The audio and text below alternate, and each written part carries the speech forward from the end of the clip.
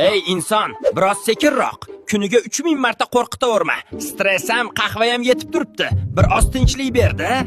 Nafasni chuqur ol. Osilib qolgan qorning bilan ishlay olmayapman. Har 10 daqiqada bir marta chuqur nafas boq, shuni senga aytishdan charchadim. Sigaret chekma.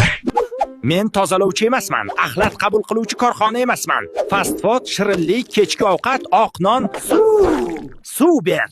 Kun bo'yi choy, kola, sharbat, suvchi.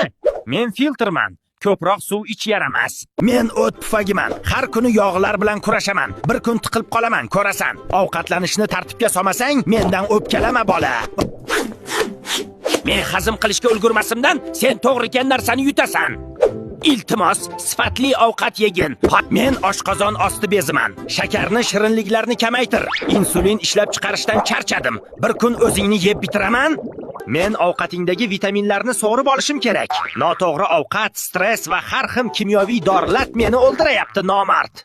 Ey insonlar, ovqatlanishni tartibga soling, harakat qiling, suyuqlik iching. Ichki shifokor o'zingizda. Bizga yordam bering.